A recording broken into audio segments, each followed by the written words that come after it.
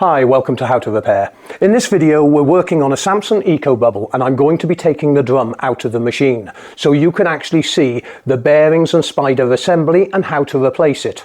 We'll also be going through common faults that can occur on the machine, how the machine works, and discussing all the error codes that might come up when using the machine and how to rectify the problem. I have done quite a few videos on different manufacturers and they all seem to have the same problem. The aluminium spider which is attached to the drum has collapsed, which goes through the bearings on the machine. And as you can see, this drum is completely separated. This is either down to poor quality of metal, aluminium, or it is down to electrolysis attacking the aluminium as it is the weakest link in the galvanic scale. As you can see, the machine works perfectly. There's nothing wrong with any of the components on the machine. The only thing I'm going to have a close look at is the heating element on this machine, because with the drum with this much damage, it may have done damage to the heating system. There's also a nick out of the door seal, but the motor and everything works perfectly. I'm just going to stop the machine now you've seen it working. We're going to turn the machine round, disconnect it from the power and water, and then we'll start taking the machine apart. Okay, the first thing we're going to take out and have a look at is the heating system and the NTC sensor. Now, on the web page, we have the whole list of all the error codes for this machine, but everything related to the heater could be TE1 error code. We may have HE error code or HE1 error code or E5 error code, and there are a few others as well. We may have 4E1 and 4ED could be an error code, and there are other error codes related to the heater. There's about 60-70 different error codes, but the first thing we need to do is test the heater. So I'm going to put my multimeter in there for you to see, and I'm going to set it on a 2K range, and according to the manufacturer we should have an ohms reading of about 26-27 ohms for the heater. And if we go across the two connections here, we have an ohms reading of 26. If you were using this with the Ohm's Law calculator, which I'll also put on that page for you, with the voltage, this would actually tell you, with having the voltage and the ohms reading, it will actually calculate what the wattage of the element should be. This element is somewhere in the region of 2 kilowatt. I won't be able to tell you exactly until I take all the covers off. Now, when it comes to the NTC sensor, they do say in the book it has a reading of 12,800 ohms. Now this would be at the temperature which they set, which could be 24-25 degrees. My room temperature at the moment is around 16 degrees. So changing the range to, I think 20K should do us. And if I go onto the two terminals here on the NTC sensor, I have 17.43. Now, there's a detailed video on how NTC sensors work. As the water in the drum gets warmer, therefore the value will drop. This is what tells the circuit board when to activate the relay on the circuit board to send power to the heating element. The heating element, once it's heated the water up to say 40 degrees, the NTC sensor will have a different value of maybe 8,000-9,000 and therefore tell the circuit board to disengage the relay, which then turns the heater off, and it would continue through the wash cycle. So let's take the heating element out now. It's a straightforward 10mm nut, and we might have to undo the wiring here and remove the cover. Okay, there's one cable tie on here I just need to cut. And there are also some twisted connectors to keep the wiring in place.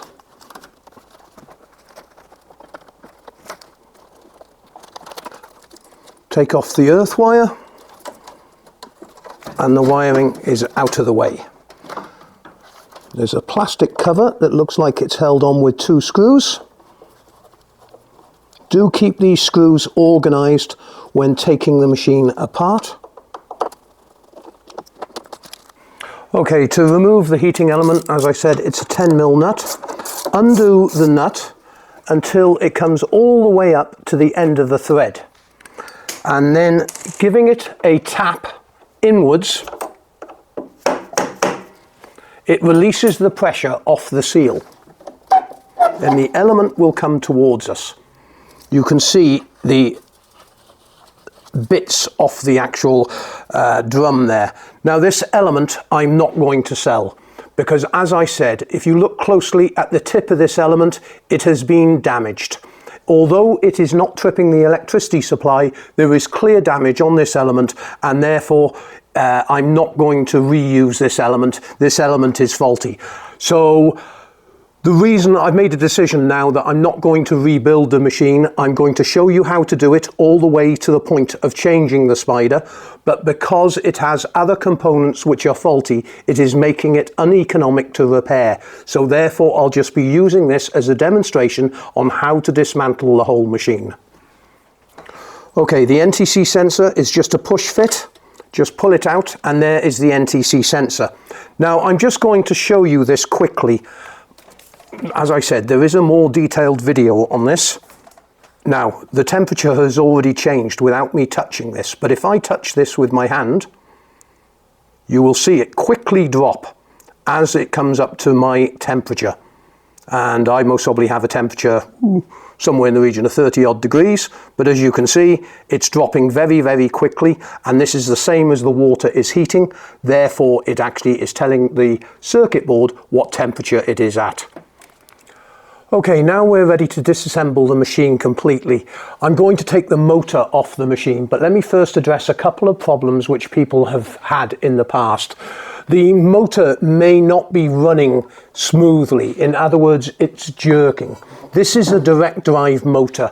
Normally on a washing machine you would have a motor at the bottom or top of the machine attached with a belt. These are direct drive.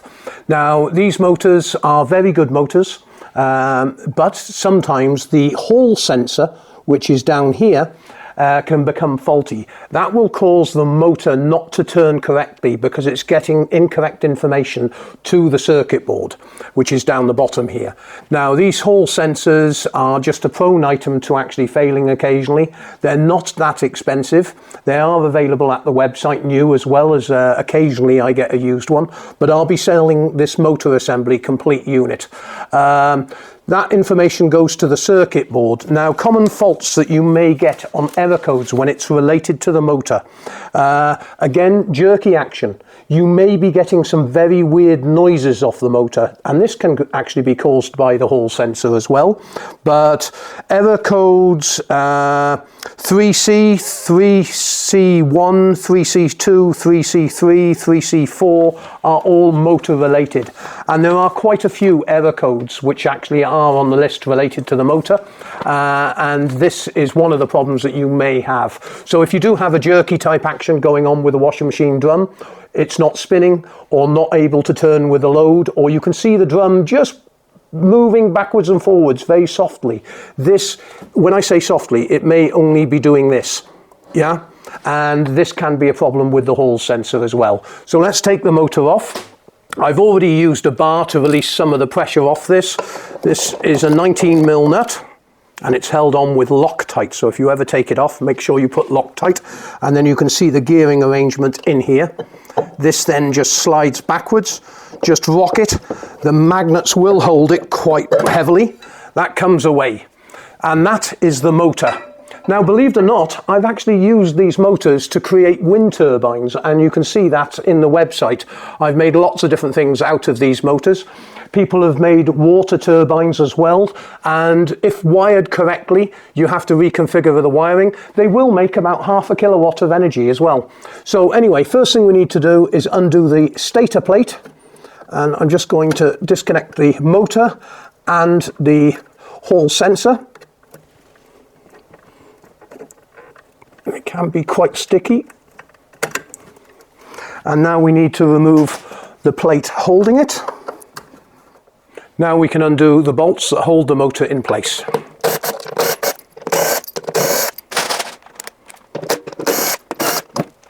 And then carefully take the motor away. And that is the hall sensor which is connected to the motor. But as I said, I'll be just selling that as a complete unit. Okay, next thing I'm going to remove is the main circuit board, which is on the side here, you could see earlier. And that's just 2 screws that need to be undone. The circuit board needs to be lifted upwards, and then it will come away. To get at the wiring, you need to undo the clips. Once you've got the board open, you're then able to remove the wiring. Little clips that you need to press down on each of the electrical connections. I'll show you one in detail in a second. They just have little clips on the back of them that you need to press. Now, one of the things I like and one of the things I don't like. From a design point of view, the circuit boards are totally encapsulated in plastic or a silicone. This is very good in protecting the circuit board from any moisture or water. But as we're coming into the world of electronics now, having to repair things like circuit boards to keep the costs down, you might want to replace capacitors, you might want to replace relays on a circuit board. It is very, very difficult to repair because of this silicone. You actually have to go digging on the circuit board. But that is a perfectly good circuit board for someone now. And this part is over £250 alone. So that is going to help someone out no end. Okay, I'm quickly going to start explaining the heating system for the drying cycle, because this is a washer dryer, and if you do have just a conventional washing machine, you can fast forward to the next bit of the video. The condensing unit at the back here has water from a water valve that runs down it and trickles down the back plate. This condenses the warm, moist air which is created by the heating system at the top, which we will be looking at later. There is a fan system at the top which blows the air through the machine, and as it comes down this condenser unit, the water is condensed back into a liquid, steam to a liquid, and then the pump at the bottom of the machine expels the water through the waste pipe. And this is the basic principle of drying. These can block up with a lot of debris. Also, the water valve can fail and not be trickling enough water down the back condensing unit, therefore not condensing the steam well enough. And the heating system at the top, when we take it apart, you'll see the amount of debris that most probably is in there because it has not been serviced and maintained in the past. But I just thought I'd explain that before I take this pipe off. Once you've loosened them, the pipe will come off. And that's a perfectly good pipe. Again, you can see if I put my fingers up there, we've already got some fluff and everything that's up there, and that could do with a good clean out before being reused. Okay, now we're going to disassemble the front of the machine before I lift it down to the ground to show you all the electronics on top. Take the soap door out. There's a button at the back of the door which you need to press, and this has not been maintained at all, a lot of mold. If you want to learn about mold, by the way, and how to get rid of it from your washing machine, there is another video on this, but that's the button you press at the back to release the soap door. That is in not very good condition, so I doubt if I'll be putting that on the site. Then we've got two screws to remove the forward display panel. Keep these screws separate when reassembling the machine because predominantly these are stainless steel or aluminium to stop any corrosion. Then there are a couple of screws on top. Once those screws are undone, using a flat blade screwdriver, slide underneath these plastic clips. There's 4 of them at the top. Just carefully slide them upwards and the panel will come forward. Then you're able to lift the panel, undo the wiring clip, and that's a perfectly good display panel. Okay, this door seal's no good because you can see someone's taken a chunk out the bottom of it. So that's junk, but to remove the door seal, lift the spring on the side, which you can see here, then carefully holding it, pull the spring and band away. Off the rim and tuck that inside. Okay, now I'm going to remove the front panel of the machine and the door lock as well. Now if you just press these catches, the pump housing door will come off. And now we can undo the 3 screws at the bottom of the machine first. I'm going to remove the 2 screws for the door lock, but I'm not going to remove the door lock yet because they are quite a tight fit against the side of the panel. Now, if your machine is not starting or you're getting an ED or DE error code, you may have a fault with the door interlock. This is quite a common fault, and we do sell quite a few of the door locks. Just to notice, by the way, your model number can normally be found inside the door there. And now I'm going to undo the 2 screws at the top. Lift the panel up and it will come forward. Then the door lock will actually pop off. What stops it popping off when it's on the frame is this sometimes is catching on that edge there. Now, a lot of people always contact me when replacing the door seal. Oh, I can't get my fingers in. This is because you need to take these counterweights off. It's not hard, you just need to undo the 3 bolts on each side. If you have a normal conventional washer, there may be a concrete block on the front or a whole circle of block on the front, but it doesn't matter. If you remove these and just take your time and don't over tighten them when doing it up. It always amazes me that they actually build some of the stuff out of very good quality, but then go and stick a ridiculous aluminium spider in. Now you have clean access around the door seal area. The washer dryers have got the air intake coming from the heating unit, which blows the air into the clothing, and then it goes out through the bottom, up the condenser plate, and then condenses. So you've got a little screw at the top that needs to be released. Peel off the door seal, bring the drum towards you. Peel off the door seal, bring the drum towards you. You'll be able to get a screwdriver in then to release the band.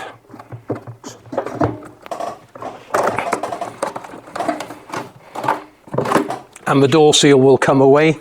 Then you're able to remove the band. To remove the door lock is quite simple. Clip at the back, press the clip down, give it a wiggle. It can be quite stiff. That's a perfectly good door lock. Okay, next we're going to remove the pump, but first I want to go through common faults that can occur with these. If the machine does not empty in the allocated period of time, this means you may have a blockage in the filter, a blockage on the sump hose. If you have the waste pipe connected to a sink unit, you may have a blockage on that. Anything that restricts the flow of water exiting the machine in the allocated period of time will cause an error. Now, these errors do vary across different models of machines, but I've got some examples written here. 5E and E2 are both errors with the water not emptying in the allocated period of time. Also, 5C and 5E can also be related to that, depending, and there are plenty of more errors which could come up or be diagnosed by the circuit board as unable to empty in the allocated period of time. You can see this debris that's just fluff that's built up from lack of maintenance. All this can get down into the pump impeller and cause problems. It can also get jammed across the waste fitting in your sink. Sometimes there's a crosshair piece inside the plastic fitting, and all this type of fluff can build up on that and restrict the flow of water. Coins, bra wires, all sorts of other items can actually stop the impeller turning or damage the impeller to the point where it's not turning correctly because it may have broken on the shaft. There are 2 pumps on this machine. One of the pumps is a circulation pump, meaning water is pumped from this pump through here, and it also goes to the top of the machine. This is to help mix the detergents while it's washing. The other pump, which is at the back here, is a circulation pump. Now, I'll be taking the whole pump unit off and selling that as one piece once I've tested the circulation pump as well. But both of these pumps are good. Right, I've just got a drainage. Now, there will be a lot of dirt in this water because the machine is filled up with aluminium bits from where the spider has broken. And as you can see, the water is coming out slow and with lots of bits in it as well. Okay, now I've drained the water down, we're okay to open the filter. And you can see that there is all sorts of stuff inside the filter, and this would restrict the flow of water. I'll give that a good clean up later. Now, to remove the hoses, they do nice hoses with clips on. You only need to press them down. That's one hose removed. A lot of people get this wrong, by the way. When undoing the sump hose, you need to do it clockwise to release the pressure off the spring. That's the small hose to the top of the circulation pump. This now gives us access to the other clip for the feed to the pump. And now there's a couple of screws at the bottom that hold the pump in place. Now, if you do need to get access to the pump and you don't want to take the machine apart, you are able to take the base of the machine off some models of Samsung washing machines, and that will give you access. So you'd need to lean the machine backwards and then take it away. Now the pump is loose, we can disconnect the wiring, and only one more hose to do, which is the waste hose. It's quite tricky to get access to the clip. Just release the clip and give the hose a twist and it will come away. I will bench test both motors on this, but that's a perfectly good pump and pump assembly unit.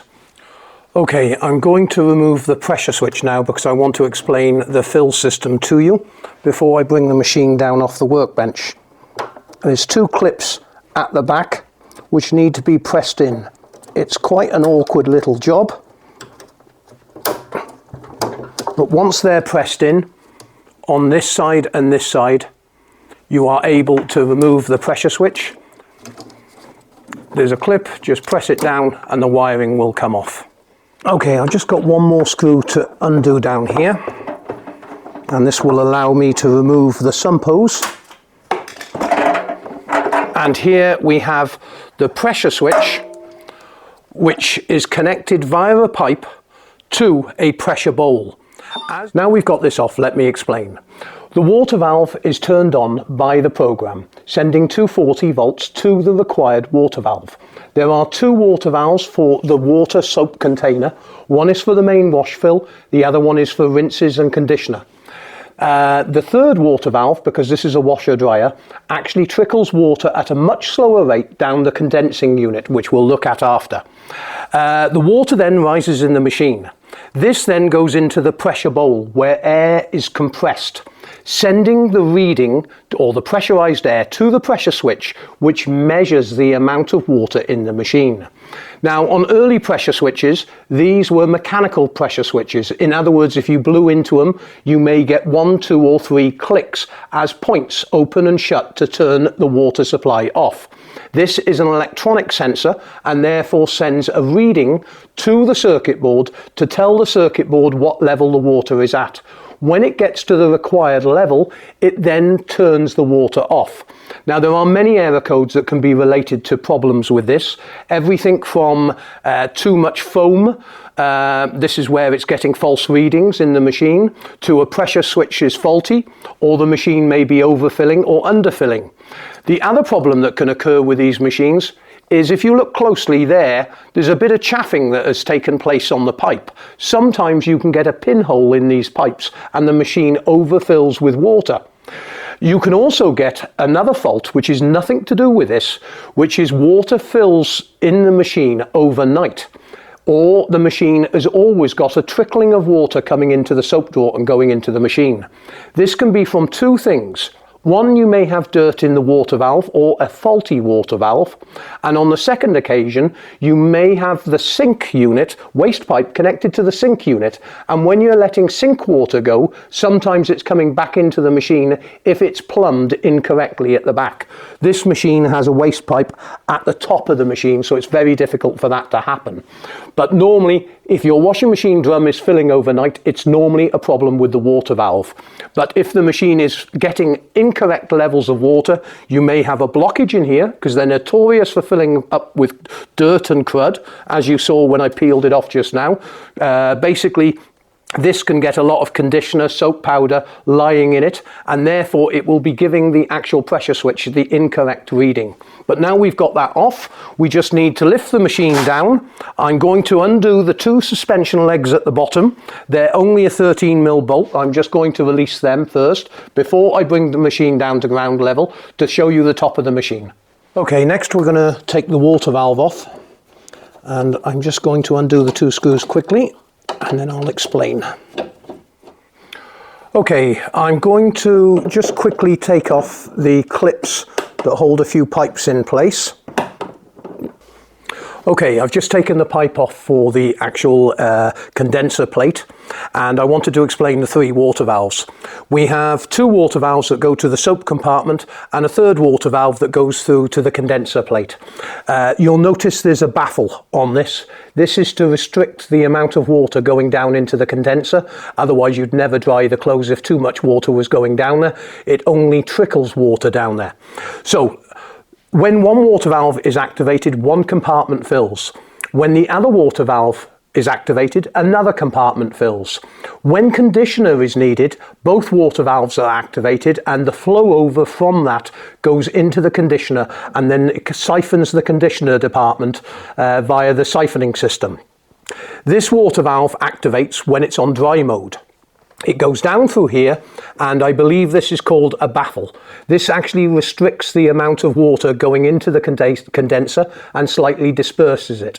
As the warm, moist air that comes through the return pipe coming up the condenser, it got water running down the actual condenser itself.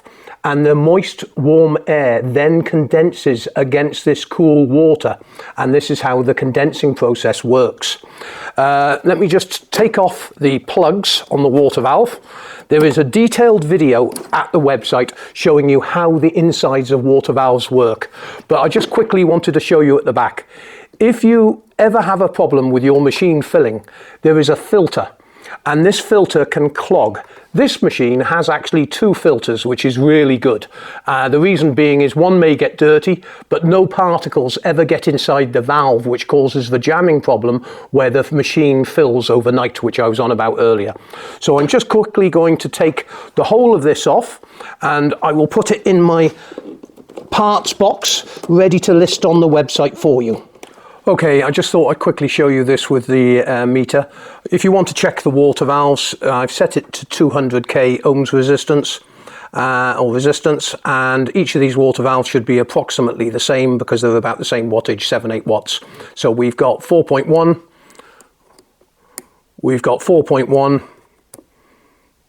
and we've got 4.0. So they're roughly all the same. These water valves are good, and I'll just sell this as a complete unit.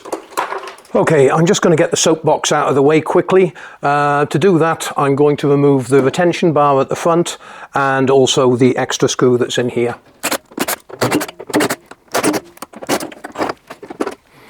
Now I'm going to release the overflow pipe from the soap box.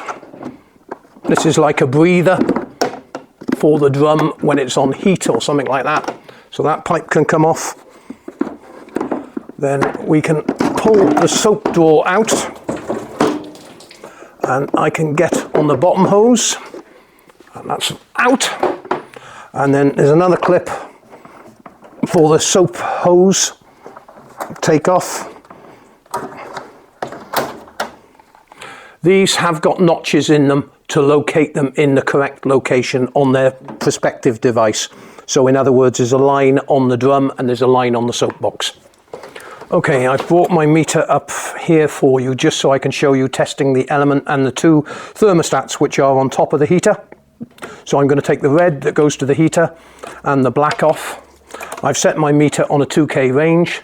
I know that this heating element is somewhere in the region of 1600 watt, and we have 31 ohms resistance, which is about the right value, so we know that's good. And when I was testing the machine with the motor disconnected to make sure that all the blowers worked, because we have a blower at the top here that blows the air through the machine, we have now a thermostat at the front, and this has got a little reset button on it in case it overheats.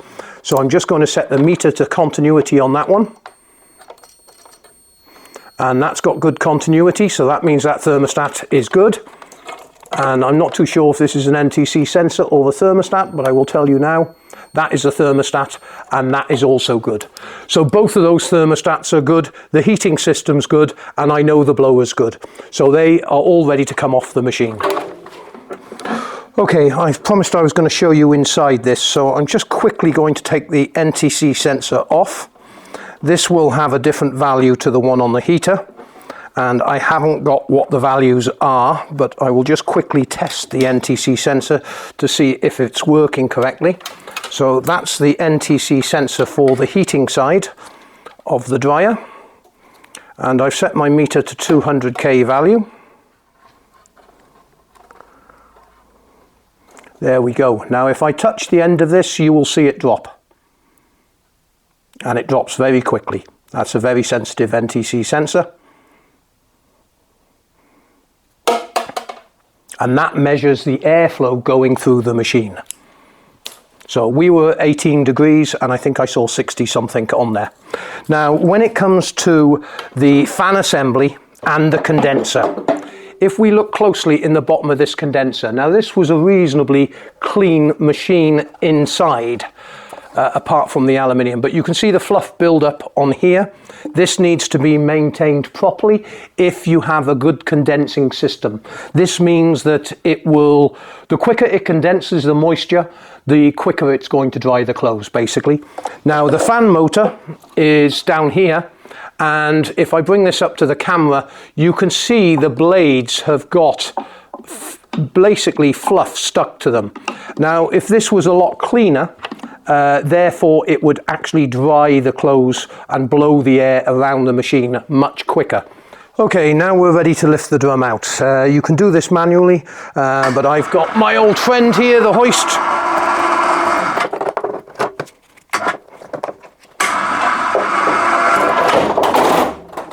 Make sure the two springs come off either side. One drop down the bottom. They're good springs. Then carefully just maneuver this out of the machine.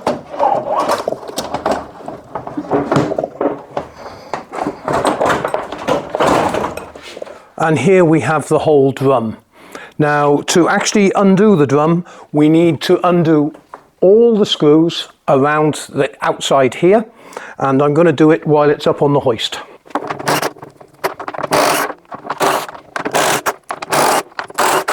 Two bolts for the suspension legs.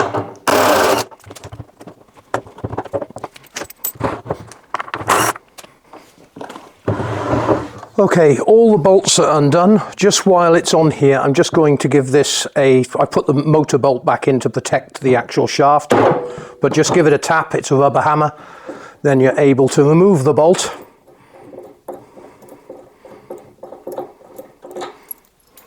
And we should be able to lift the drum off. The drum is in very good condition, but if you look here, the whole housing has collapsed. And if you look at this, you can actually see the corrosion that has taken place all the way around here, which has seriously weakened it over a period of time. And because I can see the actual damage inside the aluminium,